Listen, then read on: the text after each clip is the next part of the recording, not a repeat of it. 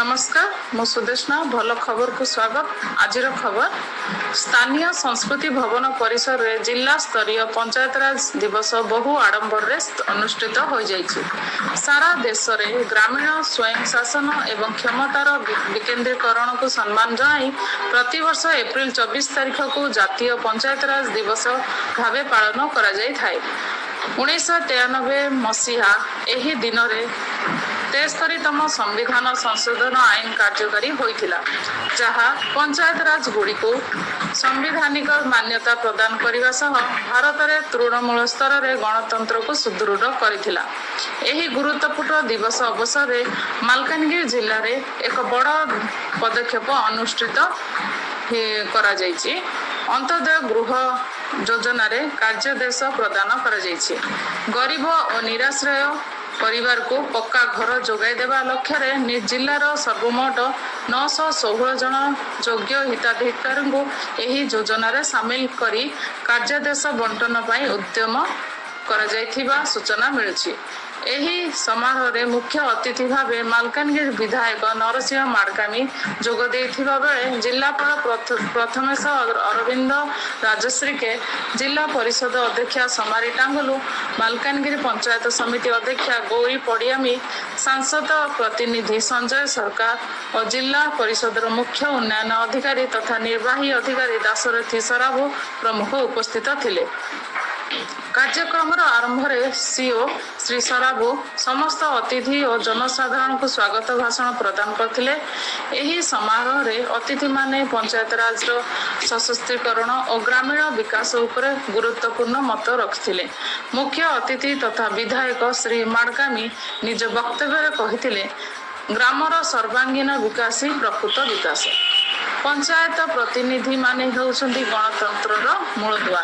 सरकार प्रत्येकटी उन्नयनमूलक योजना को लोकों पाखरे स्वच्छता और निष्ठार सह पहुंचाइबा समस्ते मिलमिशि काम करने आवश्यक। जिला परिषद अध्यक्षा श्रीमती टांगुलू कही, पंचायतराज व्यवस्था रे महिला मान भूमिका आज अग्रणी स्थान ग्रहण करिछि। तृणमूल स्तर में नेतृत्व नहीं आम सरपंच और समिति सभ्य माने ग्रामांचल परिवर्तन करी आनिबारे मुख्य वाहक साजिछन्ति। सेहिपरि जिलापाल पंचायतराज व्यवस्था रे विस्तृत भावे वर्णना करी कहिथिले, भारतीय संविधान प्रमुख स्थपति डॉक्टर बी.आर. आंबेडकर आम देशर समानता और सामाजिक न्यायर जो मूलदुआ पकाइथिले ताहाको आगे नेबारे पंचायतराज व्यवस्थार बड़ भूमिका रही। आम संविधान प्रत्येक नागरिक को सम्मान सह बंचिबार अधिकार देइछि। संविधान सही आदर्श रे अनुप्राणित होई गरीब लोकों पाखरे गृह तथा रोजगार योजना पहुंचाइबा जिला प्रशासन मुख्य लक्ष्य। से आहरी मध्य कहिथिले जे पंचायतराज दिवस रे प्रकृत उद्देश्य होछि ग्रामांचल स्वावलंबनशीलता। गरीब लोकों पाखरे गृह तथा रोजगार योजना पहुंचाइबा जिला प्रशासन प्रमुख लक्ष्य।